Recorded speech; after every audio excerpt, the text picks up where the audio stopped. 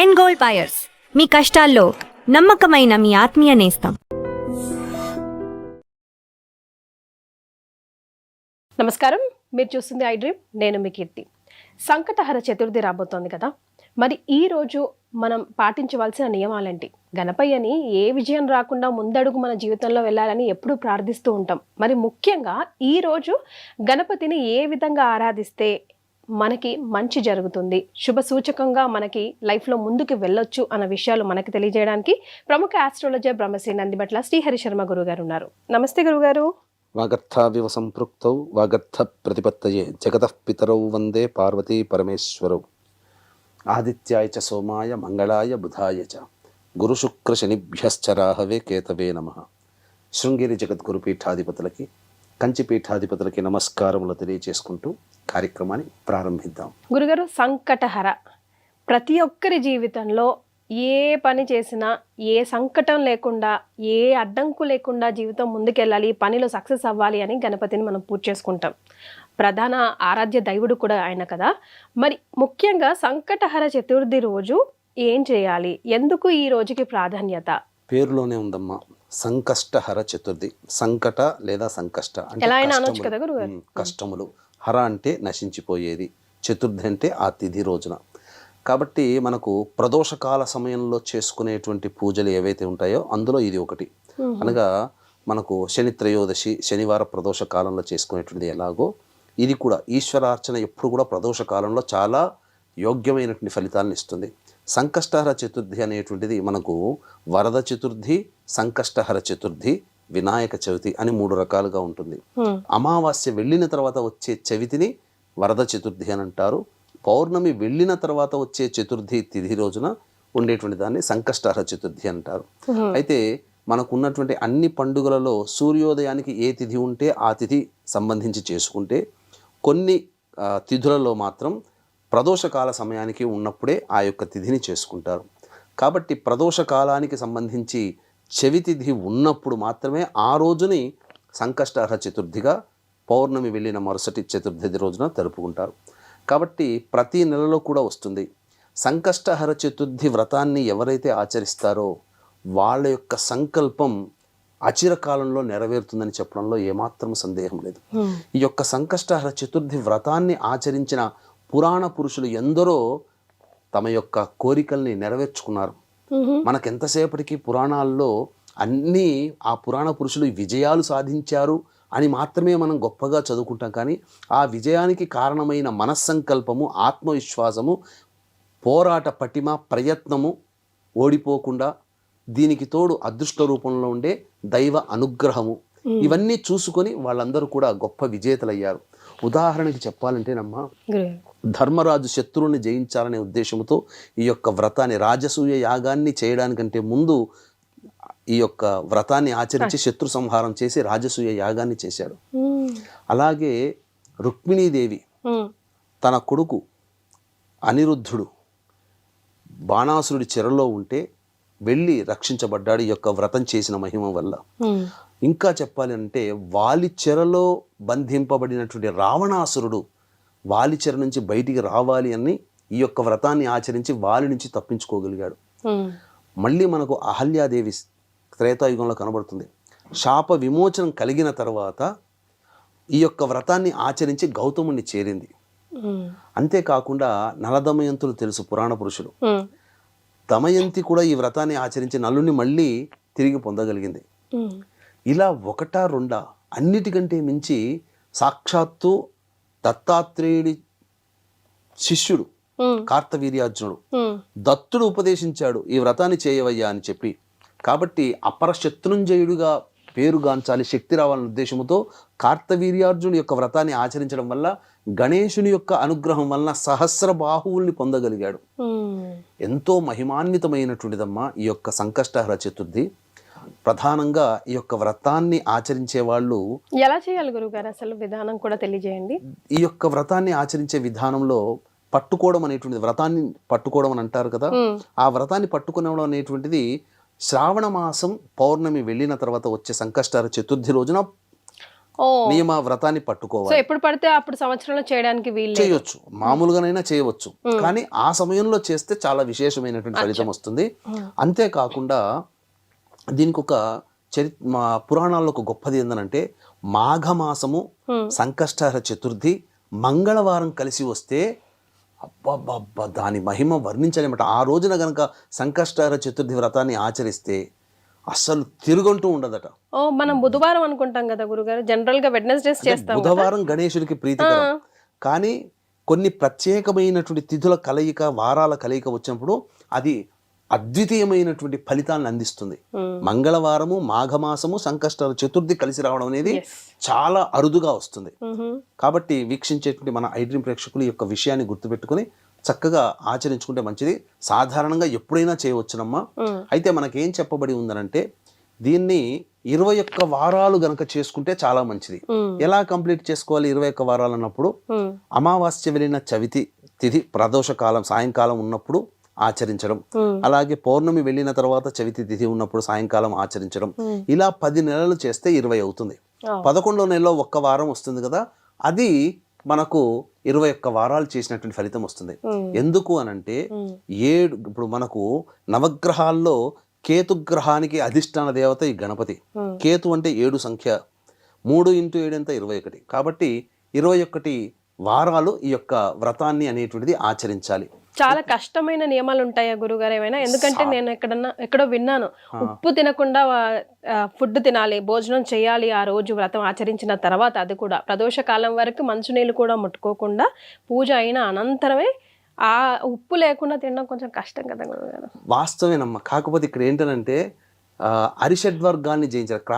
కామ క్రోధ లోభ మోహ మద మాత్సర్యాన్ని జయించాలంటే మనం తీసుకునే ఆహారాన్ని బట్టే మనకు సంబంధించిన అరిషడ్ వర్గాలు వస్తాయి.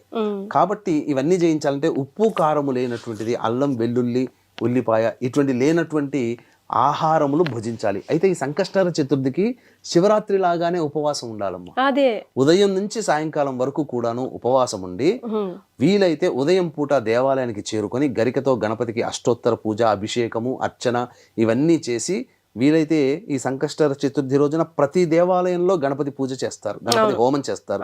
గణపతి హోమం చేసుకుని ఇంటికి వచ్చిన తర్వాత గణపతి నామాన్ని స్మరించుకుంటూ మధ్యాహ్నం పూట నిద్రపోకూడదు, నిరాహారంగా ఉంటే చాలు.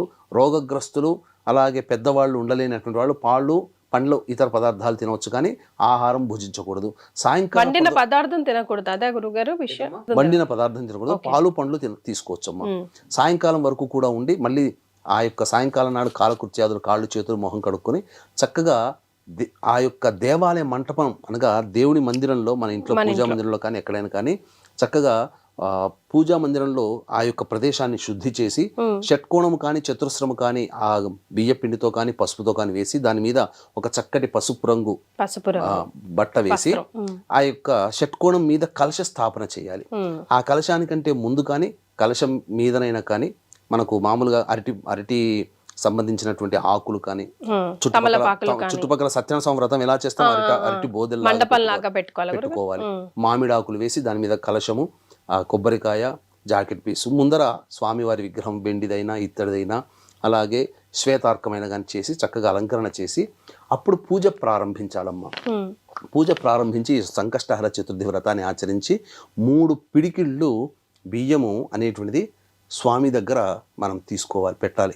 అంటే దారగా పోయాలి, పెట్టాలి. ఆ యొక్క పిడికిలో పెట్టినటువంటి దాన్నే ప్రసాదంగా చేసి ఆ స్వామికి నైవేద్యం. వచ్చే వారమా గురుగారు? అదే రోజు సాయంకాలం ఉదయం పూట దాన్ని 3 పిడికిలు గణపతి కోసమని ఉదయం పూట పక్కకు పెట్టి ఆ యొక్క పూజ అనంతరం మనం 3 పిడికిలు పెడతాం కదా, ఆ యొక్క ఆ 3 పిడికిల బియ్యాన్నితోనే బెల్లం పాయసము, వీలైతే కొబ్బరి పాలు ఉంటాయి చూడమ్మా, మామూలు పాలు కాకుండా కొబ్బరి పాలతో కనుక పాయసం చేసి నివేదన చేస్తే గణపతి చాలా సంతృష్టి పడవుతాడు. అంతేకాకుండా దీనికి ఈ యొక్క గణపతి యొక్క వ్రతాన్ని ఆచరించడం ద్వారా గొప్పదైనటువంటి శక్తులంటే మాయలు మంత్రాలు కాదమ్మా, అనుకున్నటువంటి పని ఏదైతే ఉంటుందో అది చాలా శీఘ్రంగా నెరవేరుతుంది. నిజమే గురుగారు, మా ఇంట్లో విరివిగా చేస్తూ ఉంటారు అందరు, పెద్ద ఫ్యామిలీ కదా. ఏదైనా కోరిక అనుకున్నారా కంపల్సరీగా అసలు నెరవేరుతుంది. అంటే సంకల్పించుకొని మేము ప్రారంభిస్తామని ఆ రోజు మొదలు పెడితే చాలు, 21 వీక్స్ లోపలే సరిపోతుంది. పెద్ద కోరిక, సంతానం కావాలనుకున్న వాళ్ళు, ఉద్యోగం కావాలనుకున్న వాళ్ళు, ముఖ్యంగా వివాహం కావాలనుకున్న వాళ్ళు అందరూ కూడా ఆచరించవచ్చు. అలాగే మన హనుమంతుల వారు సీతమ్మ వారిని వెతుకే సందర్భంలో, లంకకు ప్రయాణమయ్యే సందర్భంలో గణపతి వ్రతాన్ని ఆచరించే, ఈ యొక్క సంకష్ట చతుర్థి వ్రతాన్ని ఆచరించే సీత జాడ తెలుసుకున్నాడు. ఇంతటి విశిష్టమైనటువంటిది. ముఖ్యంగా 21 మోదకాలు పెట్టాలి నైవేద్యంగా. 1 స్వామి వారి దగ్గర పెట్టి 10 వచ్చినటువంటి ముత్తైదులకి భక్తులకి పెట్టి ఆ మిగిలిన 10 మనం తీసుకోవాలి ప్రసాదంగా. దీనికి సంబంధించినటువంటి కథ కూడా మనం ఆచరించాలమ్మా. అంటే ఏంటి, కథను కూడా చదువుకోవాలి. పూర్వము సూర్యసేనుడు, ఇప్పుడు దీనికి సంబంధించి పూజా విధానానికి సంబంధించి పర్టికులర్ గా మీ దృష్టిలో ఏదైనా పుస్తకం ఉందా? ఎందుకంటే ఒక్కొక్క పుస్తకంలో ఒక్కొక్క విధి విధానం ఉంటుంది కదా. మనకు ఉన్నాయమ్మా. సంకష్ట చతుర్థి వ్రత విధానం అని గూగుల్లో వెతికినా దొరుకుతుంది, పుస్తకం బయట పూజా స్టోర్స్ లో దొరుకుతాయి. ఆ వ్రత విధానాన్ని ఆచరించి చేసుకోవచ్చు. కథ ముఖ్యము. పూర్వము శూరసేనుడు అనేటువంటి మహారాజు పరిపాలిస్తూ ఉన్నాడు రాజ్యంలో. ఇంద్రుడు ఒకానొక సమయంలో ఆ గణపతి యొక్క భక్తుల్ని దర్శించుకోవడానికి వెళ్ళి గణపతిని దర్శించుకుని వస్తూ ఆ శూరసేనుడి యొక్క రాజ్యం గుండా వెళ్తున్నప్పుడు ఆగిపోయింది. అన్నప్పుడు విమానం ఆగిపోయేసరికి ఎటువంటి ఇబ్బందులు లేకుండా నడుస్తున్నటువంటిది ఎందుకు ఆగిపోయిందని అన్నప్పుడు ఆలోచిస్తే, పాప పంకిలమైనటువంటి రాజ్యం గుండా వెళ్తున్నావయ్యా, కాబట్టి ఎవరైనా కానీ పుణ్యాత్ములు వారు వ్రతం ఏదైనా ఈ యొక్క సంకష్ట చతుర్థి వ్రతాన్ని ఆచరించి ఎవరైనా కానీ ధారపోస్తే నీ విమానానికి అడ్డంకు లేకుండా వెళుతుందనంటే ఆ విషయం పుష్పక విమానమే ఆగిపోయింది. పుష్పక విమానం రావణాసురుడి దగ్గర ఉన్నది, ఇంద్రుడి దగ్గర ఉన్నటువంటి విమానం వేరు. సో ఈ విధంగా ఈ శూరసేనుడు రాజ్యమంతా చాటిస్తే ఎవరు ఆ వ్రతం చేసిన వాళ్ళు లేరు. అయితే ఇదే సంకష్ట చతుర్థి రోజున ఒక మామూలుగా ఒక అనాథగా ఉన్నటువంటి పాప పంకిలమైన జీవితాన్ని గడిపి చివరి రోజుల్లో ఆ చతుర్థి తిథి రోజున భోజనం అనేది దొరకక మరణించింది. అంటే ఆ రోజంతా ఉపవాసం ఉంది. ఆ ఫలితం చేత ఆమె శవాన్ని తీసుకుని వస్తుంటే ఆ శవానికి తాకిన గాలి సోకిన విమానం ప్రయాణించింది. అంటే వ్రతాన్ని ఆచరించినటువంటి ఫలితాన్ని పొందిన ఆమె గాలి తాకితేనే విమానంలో ఉండేటువంటి జీవం కలిగింది అని అంటే వ్రతాన్ని ఆచరించిన మానవులకు ఎలా ఉంటుందనేది ఆ యోగము, ఆ భాగ్యాన్ని మనం మాటల్లో వర్ణించలేం. కాబట్టి ఇక్కడ నుంచి ఆ శూరసేనుడు అందరూ కూడా వ్రతాన్ని ఆచరించాలని చెప్పి చాటింపు చేశాడు. కాబట్టి ఇంతటి మహత్యము. కాబట్టి అందరూ కూడా వీక్షించేటువంటి మన ఐడ్రీమ్ ప్రేక్షకులు ఈ యొక్క వ్రతాన్ని గనక ఆచరించినట్లయితే తప్పకుండా మంచి జరుగుతుందమ్మా. ఈ వ్రతాన్ని ఆచరించడం వల్ల ఎంతో గొప్పదైనటువంటి శక్తి సంపన్నులు అవుతారు, పిల్లలు మంచి చదువు చదువుతారు, ఇలా అన్ని రకాలుగా వాళ్ళ జీవితంలో మంచి జరుగుతుందని చెప్పవచ్చు. గురుగారు, ముందుగా నా రిక్వెస్ట్ని యాక్సెప్ట్ చేసి ఉదయ్ కిరణ్కి సంబంధించిన ఈ టాపిక్ మాట్లాడడానికి మీరు యాక్సెప్ట్ చేసినందుకు థ్యాంక్ యూ సో మచ్ గురుగారు. ఎందుకంటే ఇందాక నేను ఇంట్రడక్షన్లో చెప్పినట్టుగా 80s to 90s కిడ్స్కి ఒక హ్యాత్ రాబ్గా, ఒక boy next door kind of గాయగా, అంటే ఒక కళల రాజుగా పెళ్ళంటూ చేసుకుంటే ఉదయ్ కిరణ్ లాంటి వ్యక్తిని చేసుకోవాలి అన్న విధంగా మనసులో సుస్థిర స్థానాన్ని చెరగని ముద్రను వేసుకున్నాడు. అలా సడన్గా తన ఎందుకు ఆ డెసిషన్ తీసుకున్నాడు, ఆ 5 నిమిషాలు ఆ 1 గంట సేపు ఆగిపోయి ఉంటే బాగుండేదే, మళ్ళీ కెరియర్ రీస్టార్ట్ అయ్యేది కదా, లేదంటే వేరే లైఫ్ ఏదైనా రీస్టార్ట్ చేసి ఉండొచ్చు కదా అని ఎప్పటికీ అనిపిస్తూ ఉంటుంది గురుగారు. మనసంతా నువ్వే సినిమా రిలీజ్ అవ్వడంతో మళ్ళీ ఒకసారి అందరి గుండెల్లో నిండిపోయి ఉన్నాడు. ఎందుకు గురుజీ అలా చేయాల్సి వచ్చిందంటారు? ఫ్యామిలీ రీజన్ కారణం అంటారా, లేకపోతే జాతకం అయింది అలాగే ఉంది, వాళ్ళ ఫ్యామిలీ జాతకం అలాగే ఉంది, అందుకే అట్లా జరుగుతూ వస్తుంది అని అంటూ ఉంటారు. తను అది తెలుసుకోలేకపోయాడా, పరిహారాలు ఏం చేసుకోలేకపోయారా? అసలు దీన్ని ఎలా చూడొచ్చు అంటారు ఈ హోల్ సినారియోని? మీరే కాదమ్మా, నేను కూడా ఉదయ్ కిరణ్కి ఒకనొక సందర్భంలో బాగా సినిమాలు కనెక్ట్ అయినటువంటి వాడిని. ఎందుకంటే 80s 90s కిడ్స్లలో పుట్టినటువంటి వాళ్ళందరికీ కూడా ఒక లవర్ బాయ్. అంటే అతన్ని చూస్తే మన ఇంటి పక్కింటి కూరాడు, మన ఇంట్లో ఉండే వ్యక్తి, మనకు బాగా అటాచ్మెంట్ ఉండే వ్యక్తిగా అతని హావభావం కానీ సినిమాల్లో కూడా బయట కూడా అంతే హంబుల్గా ఉండేటువంటి వ్యక్తి, లవబుల్, ఎక్కడ కూడా ఈగో అనేటువంటిది చూపించుకోకుండా డిప్లొమాటిక్గా ఉండడం అని కాకుండా కామన్ మ్యాన్గా ఉండేటువంటి వ్యక్తిగా కనిపించాడు. అతను ఉన్నతమైన స్థానానికి ఇప్పుడు మనం చెప్పుకునే హీరోలు, గొప్ప స్టార్లు పొందినటువంటిది అతను మొట్టమొదటి 3 సినిమాలకే పొందాడు. ఎంతో గొప్పదైనటువంటి ఉన్నత స్థానానికి చేరుకొని కోట్ల మంది హృదయాలు గెలుచుకున్నటువంటి వ్యక్తి అంతే ఎగిసినటువంటి వ్యక్తి అంతే అధపాతాళానికి పడిపోయి సూసైడ్ చేసుకున్నాడు. ఇదంతా మనకు పరిస్థితులు మనకు అనవసరం, ఏ పరిస్థితులు ఎందుకు వచ్చాయి మనకు అనవసరం. కానీ ఆ పరిస్థితులకి రావడానికి గల కారణం ఏ వ్యక్తికైనా కానీ తన యొక్క జన్మించిన సమయము, నక్షత్రము, తేదీ, ప్రదేశాన్ని బట్టి నిర్ధారించబడి ఉంటుంది. అంతే అంటారా గురుగారు? అంతేనమ్మా. గురుగారు, శివాజ్ఞ లేనిది చీమైనా కుట్టదంటారే, ఆ పరమేశ్వరుడికి అంత కనికారం రాకపోయిందా గురు? ఎందుకనంటే ఎన్నో సందర్భాల్లో అతనికి ఆ యొక్క ఇబ్బందుల నుంచి బయటపడే అవకాశాలు కూడా కలిగింపబడ్డాయి, ప్రకృతి కలగచేసింది. కానీ దాన్ని తెలుసుకోలేకపోయారు. ఎందుకు చెప్తానమ్మా, ఎందుకనంటే ఎందుకు జాతకమే ప్రధానము అనేటువంటి విషయానికి వస్తే, ఇప్పుడు మనం ఏ ప్రయత్నం చేసినా ఒక స్థానంలో నిలబడడానికి, ఆ స్థానాన్ని కాపాడుకోవడానికి మనిషి తాను ఆత్మవిశ్వాసంతో నిరంతరం పనిచేస్తూ వచ్చేటువంటి అడ్డంకుల్ని తాను ప్రయత్నం చేస్తూ దైవ అనుగ్రహాన్ని పొందేతూ దైవానుగ్రహం ద్వారా ప్రతిబంధకాలని తగ్గించుకోవడం. ఇది ప్రతి మానవుడు, రాజులు సైతం చేసినటువంటిది. యుగ యుగాల నుంచి శ్రీరాముడైనా కృష్ణుడైనా అదే చేశారు. ఇతని జాతకాన్ని తీసుకుందామమ్మా. ఎందుకు ఈ విధంగా కలిగింది? అతని జాతకంలో ఉన్నటువంటి కొన్ని దోష ప్రభావాలు, వ్యక్తిగత దోషము, అలాగే కుటుంబపరమైన దోషములు, ఇవి రెండు వెంటాడడం వల్ల అతను ఆ స్థాయికి దిగజారిపోయాడు. అతను పుట్టినటువంటిది 26 జూన్ 1980. ఆ సమయానికి ఆ సంబంధించినటువంటిది చూసినట్లయితే వృశ్చిక రాశి, అనురాధ నక్షత్రం 4వ పాదం. వీక్షించేటువంటి ఐ డ్రీమ్ ప్రేక్షకులు ఇక్కడ చాలా కీ పాయింట్ జాగ్రత్తగా వినండి. చాలామంది ఒక రాశిలో పుట్టినటువంటి వాళ్ళు సంబంధించి ఫలితాలు చూసుకుంటుంటారు. ఆ రాశిలో కొన్ని కోట్ల మంది పుడతారు, అందరికీ ఒకే రకంగా ఉంటుందా? ఉండదు కదా. ఇదే బెస్ట్ ఎగ్జాంపుల్. ఉదయ్ కిరణ్ పుట్టినటువంటి రాశి నక్షత్రంలో మహానుభావుడు, నడిచే దైవమైనటువంటి చంద్రశేఖరేంద్ర స్వామి వారు, కంచిపీఠాధిపతుల వారు పుట్టారు. అదే నక్షత్రంలో ప్రపంచాన్ని శాసించబోతుంది, మన భారతదేశానికి నాయకత్వ పటిమగా ఉన్నటువంటి నరేంద్ర మోదీ గారు పుట్టారు. మరి అదే రాశి అదే నక్షత్రంలో పుడితే ఆ లక్షణాలన్నీ అందరికీ రావాలిగా. మరి ఎందుకు రాలేదు?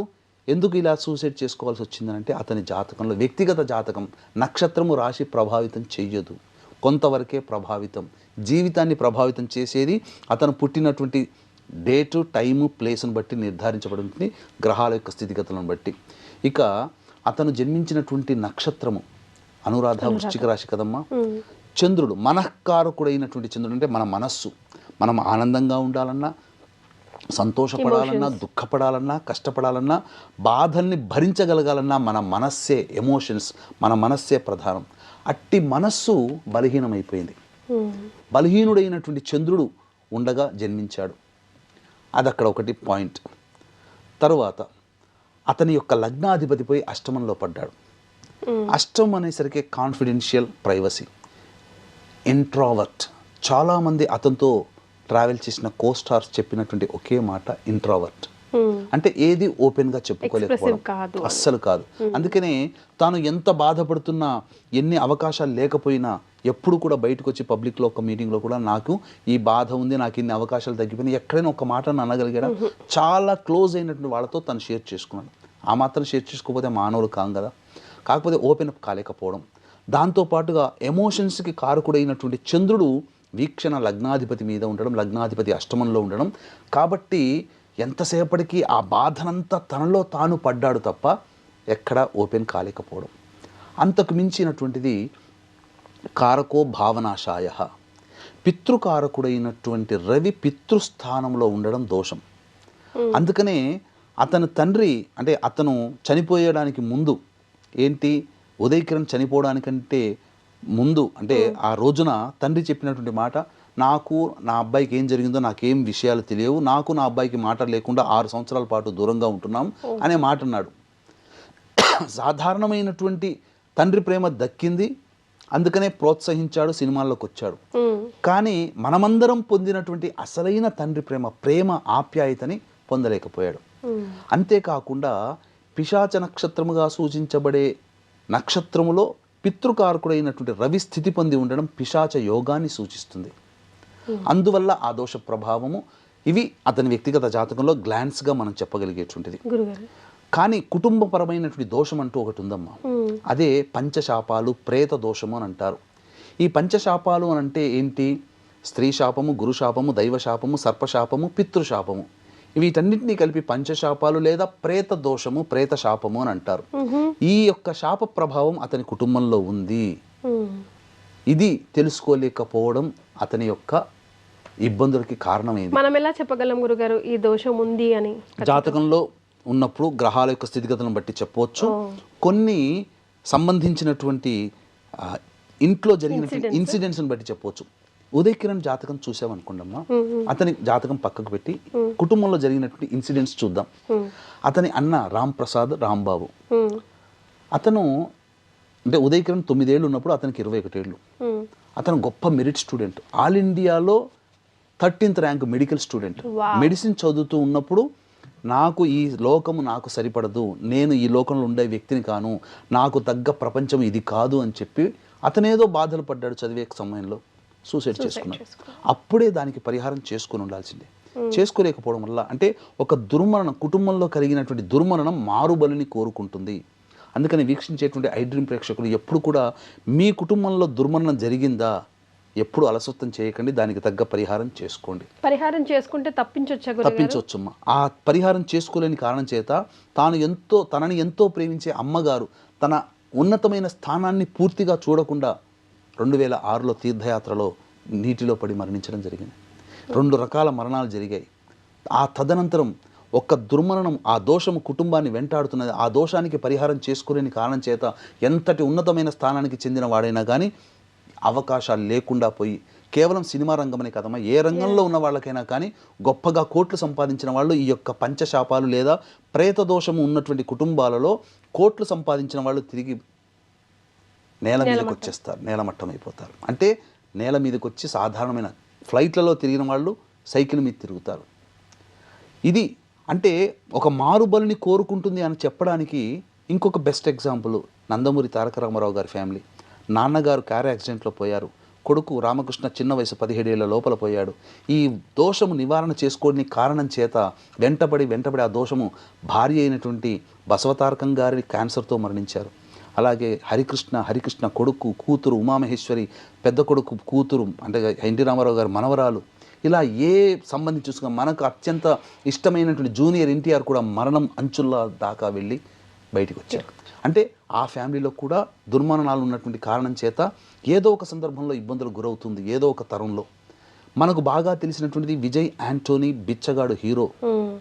అతని జీవితంలో కూడా తండ్రి తాను 9వ తరగతి చదువుతున్నప్పుడు విజయ్ యాంటోనీ తండ్రి చనిపోయాడు సూసైడ్ చేసుకుని.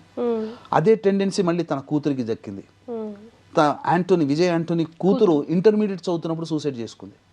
అంటే ఒక తరంలో ఏర్పడిన దోషము పరిహారం చేసుకోలేకపోతే మారుబలిని కోరుకుంటుంది. ఎలాంటి స్థితులు కేవలం దోషమనే కాదని, ఎందుకనంటే 2009 సంవత్సరంలో నా యొక్క ప్రసార మాధ్యమంగా ప్రస్థానం ప్రారంభమైంది.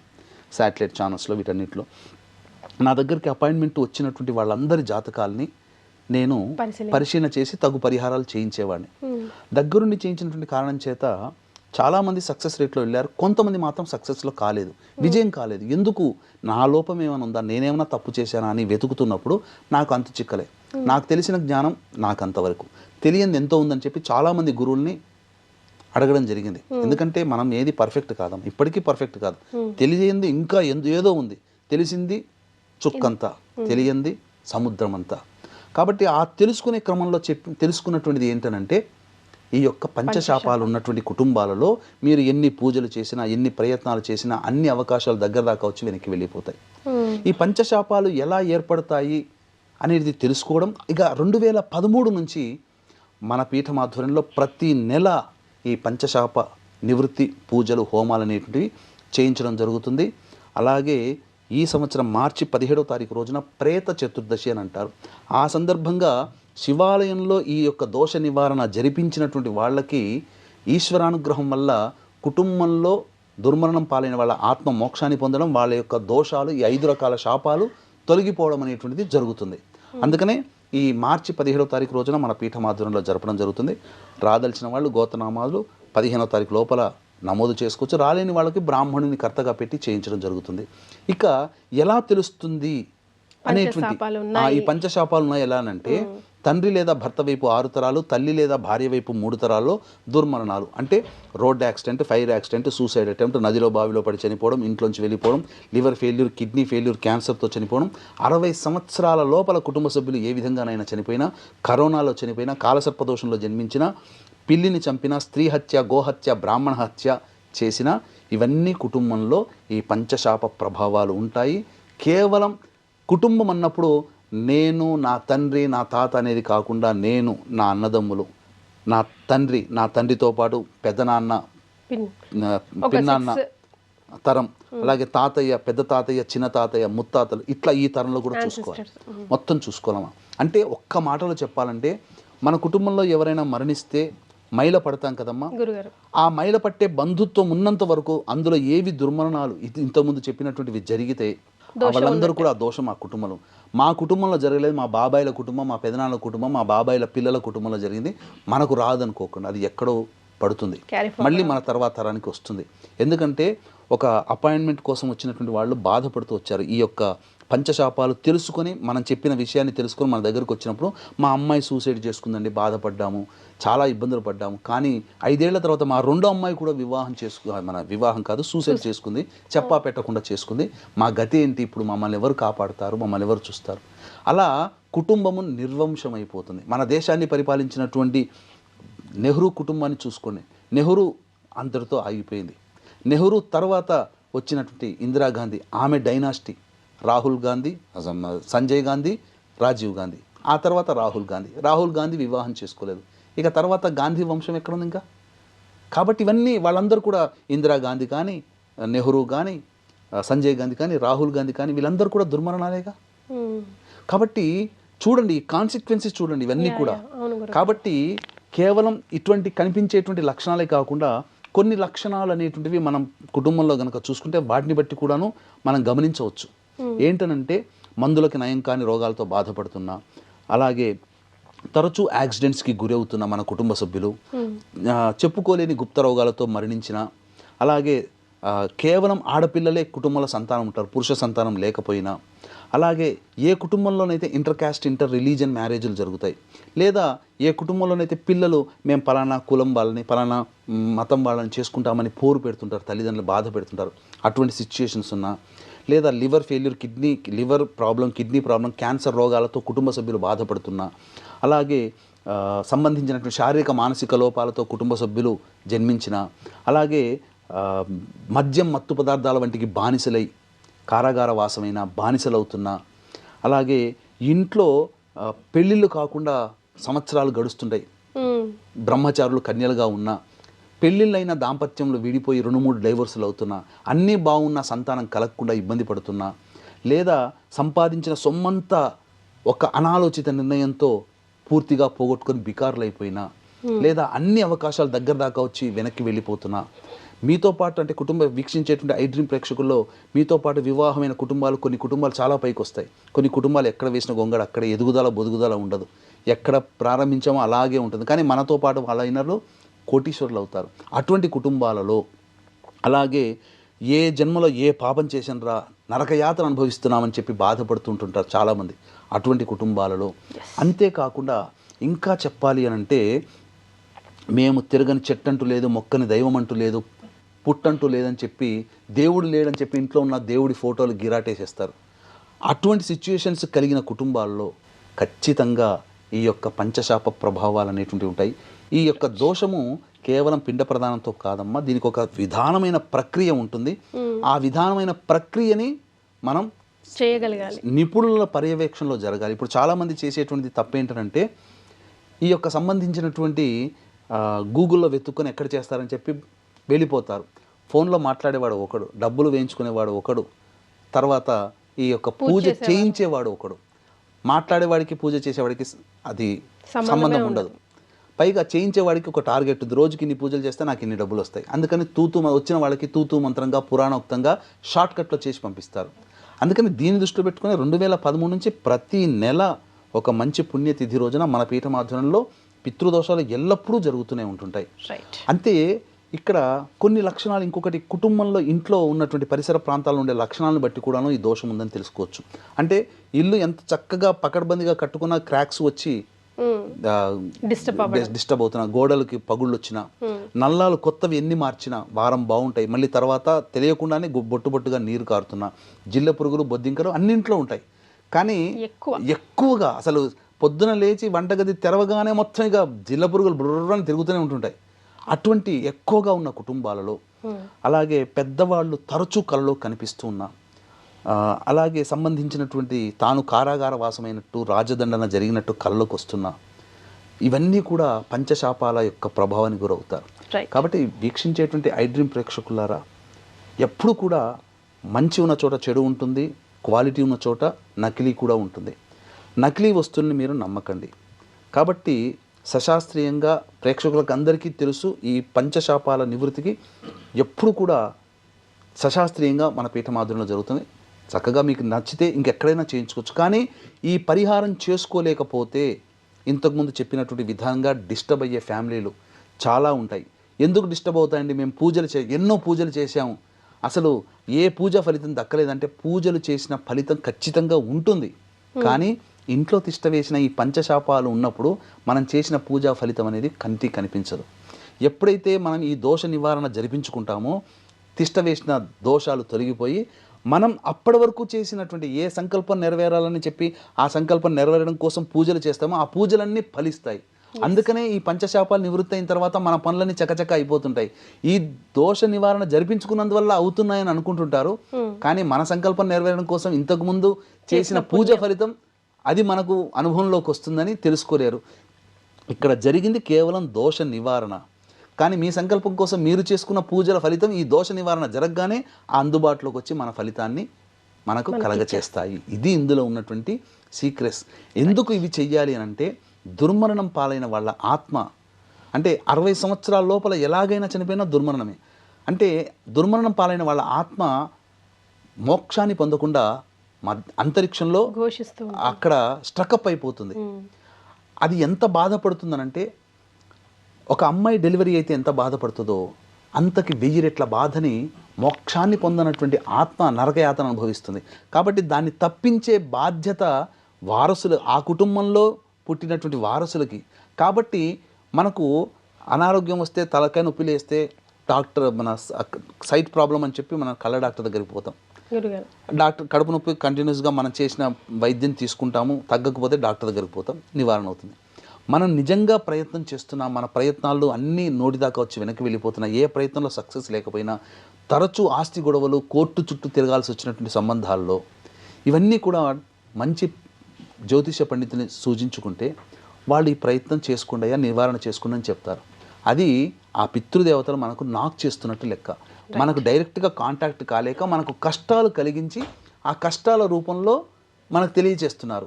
ఎందుకు వచ్చే కష్టాలని చెప్పి జాతకం ద్వారా తెలుసుకొని దానికి పరిహారం ఈ విధంగా చేసుకోవడం వల్ల ఆత్మ మోక్షాన్ని పొందుతూ నాకింతటి బాధ నుంచి విముక్తి కలిగించిన మీకు శుభం కలుగుగాక అని చెప్పి ఆశీర్వదిస్తుంది. చాలమ్మా.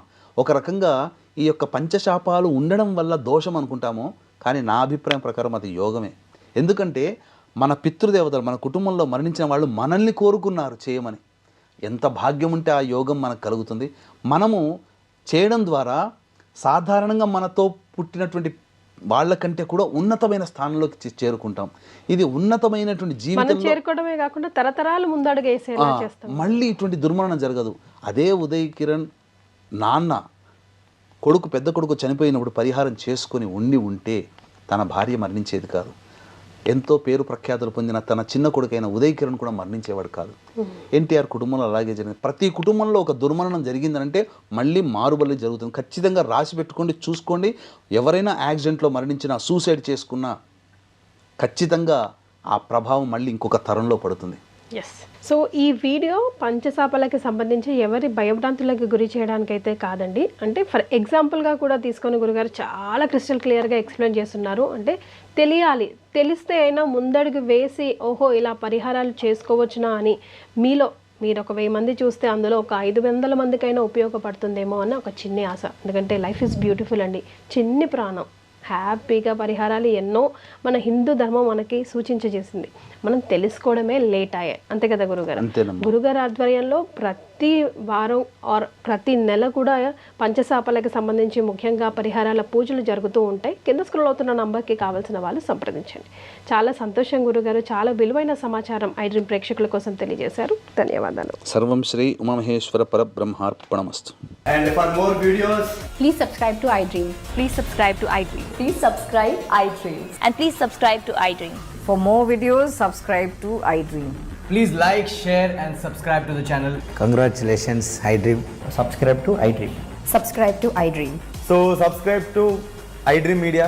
iDream ki iDream team andarki huge congratulations. Please subscribe iDream Media. Please subscribe to iDream. Subscribe iDream. Please subscribe to iDream. I dream అంటే నా కళల ఛానల్ సబ్స్క్రైబ్ చేసుకున్నారు, నోరు తిరుగుతలేదు, మీరైతే గంట గుర్తు కొట్టండి. For more such videos, please subscribe to iDream. Subscribe to iDream. Please subscribe to iDream. Please subscribe iDream Media. Please do subscribe to iDream. Please subscribe to iDream Media. For best entertainment and information, please subscribe iDream. And don't forget to subscribe to iDream.